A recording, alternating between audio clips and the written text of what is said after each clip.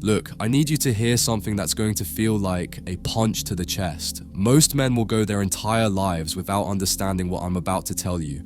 They'll spend decades chasing women, exhausting themselves, twisting into shapes they were never meant to hold, and wondering why she always seems to slip through their fingers. They'll blame their looks, their bank account, their height, their circumstances. But the truth cuts deeper than any of that. The reason she doesn't chase you isn't because you're not enough. It's because you've already given her everything. You've handed over your attention like it was worthless. You've placed your validation on a silver platter and slid it across the table before she even sat down.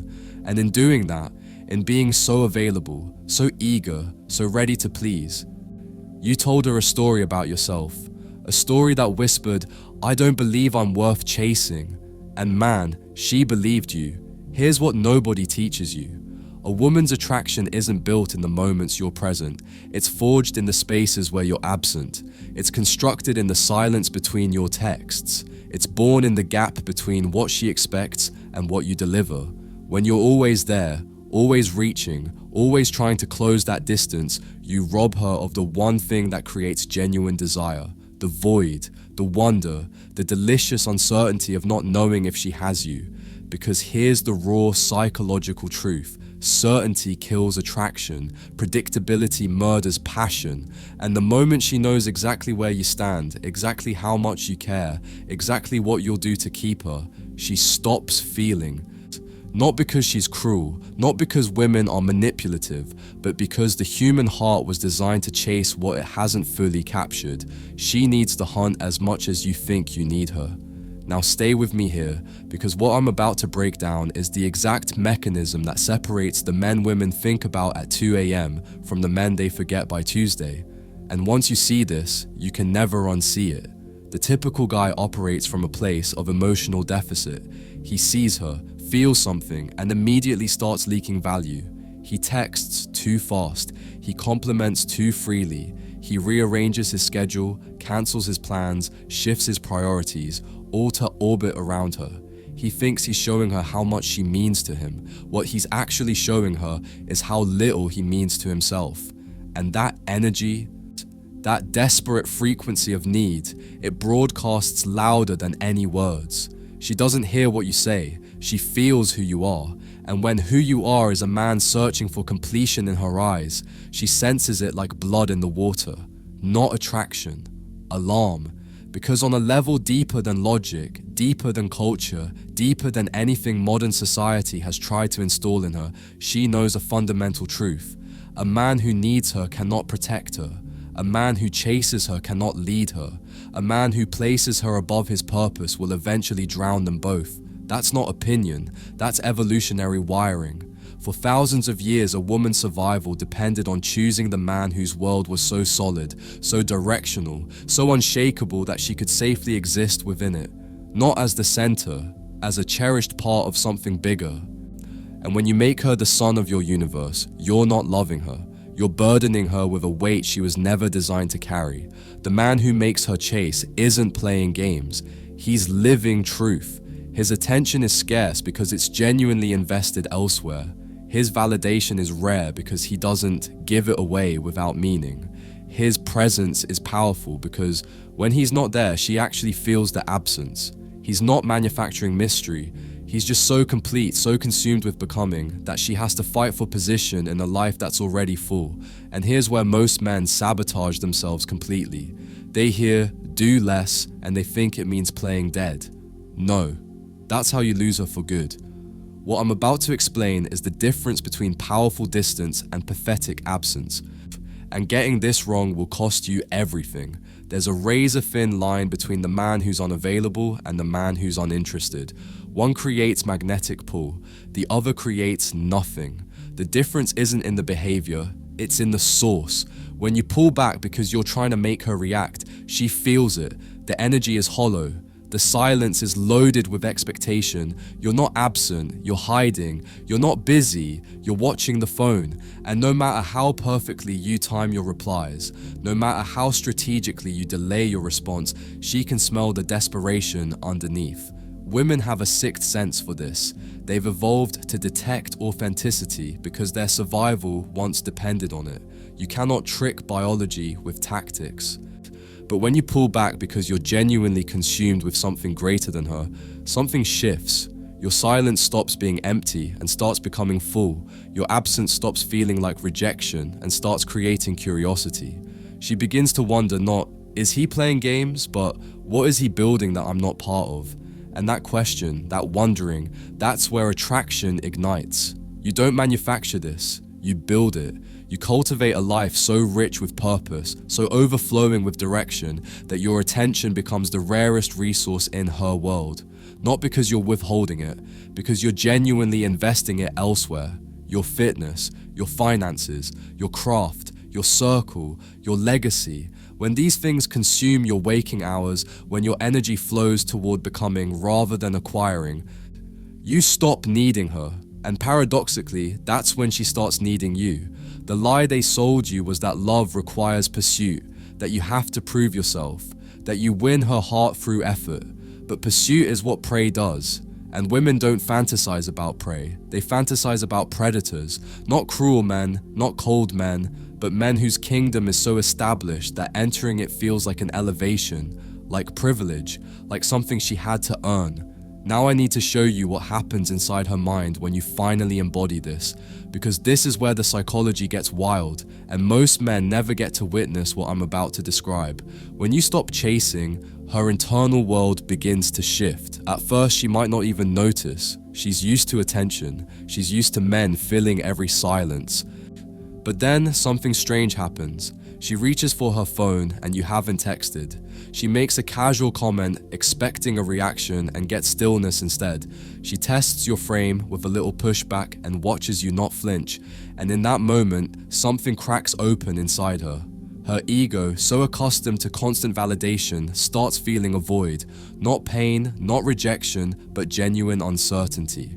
Why isn't he chasing? Did I do something? Does he have someone else? Am I not enough? These questions start circling, not because you're manipulating her, because you finally gave her space to feel her own attraction. See, when you're always there, always giving, always pursuing, you fill every emotional gap before it can form. She never gets to miss you because you never leave. She never gets to wonder because you're always explaining. She never gets to chase because you're always arriving.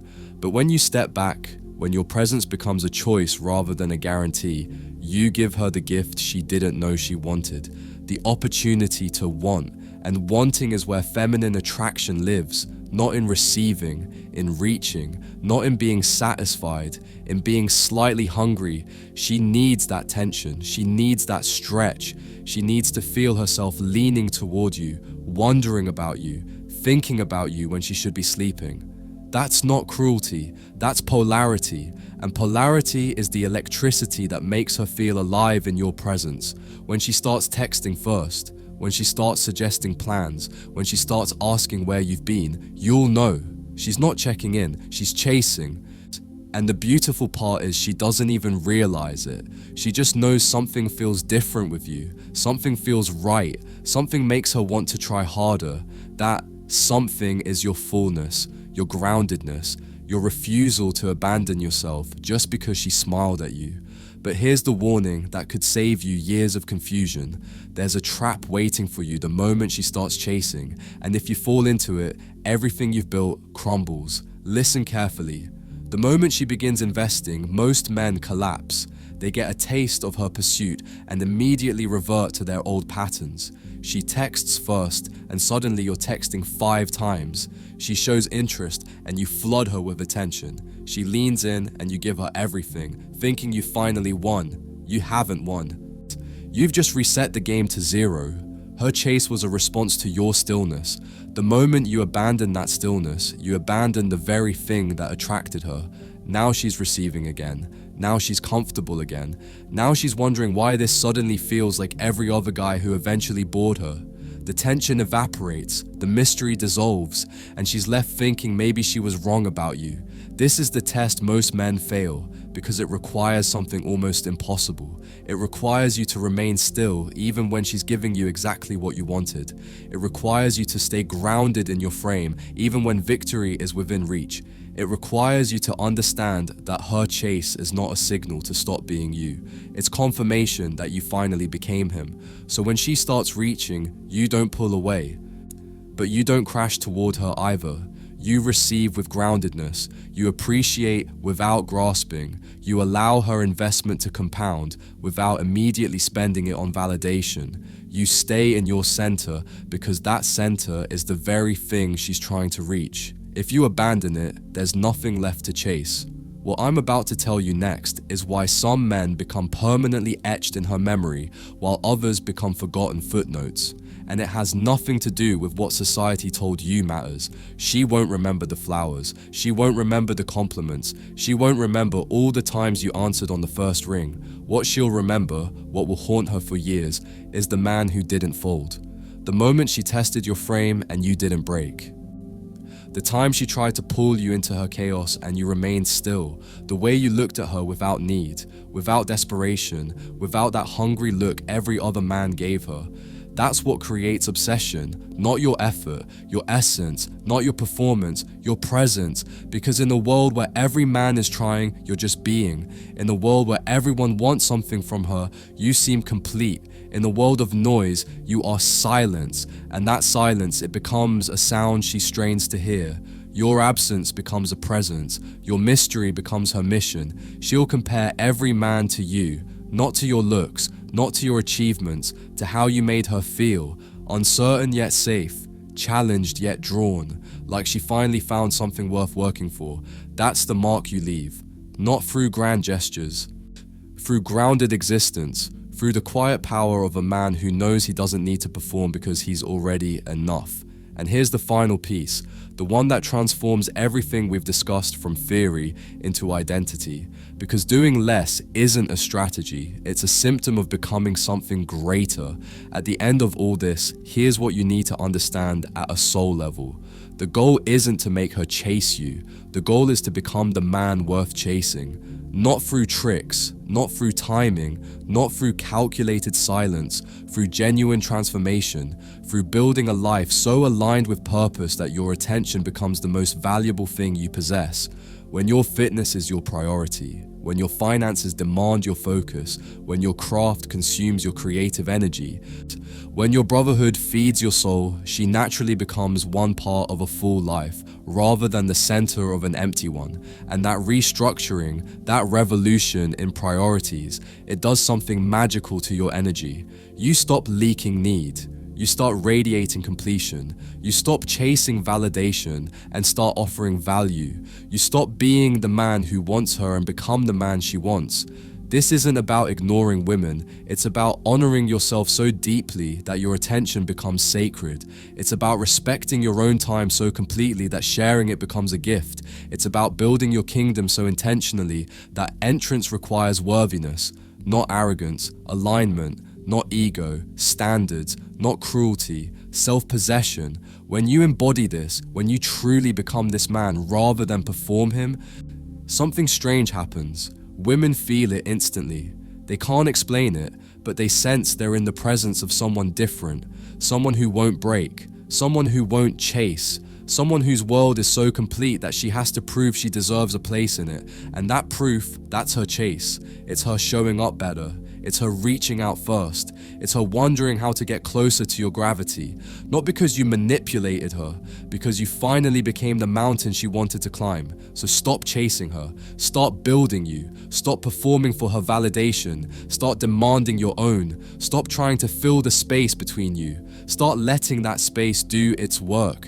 And understand, finally, that doing less isn't about doing nothing. It's about doing what matters, becoming what matters, living what matters. When you are a man whose presence is a privilege, whose attention is earned, whose validation is rare, she doesn't just want you. She feels lucky to have even a piece of you. She doesn't just chase, she transforms trying to reach you. She doesn't just fall for you, she rises to meet you. That's the secret, not what you do to her, what you become without her. The man who doesn't need to chase because his life is already full. The man who doesn't need to explain because his silence says everything. The man she thinks about at midnight, wondering how to get him to stay. You become him not by studying her, by mastering yourself. And once you do, she won't just chase you, she'll never want to stop.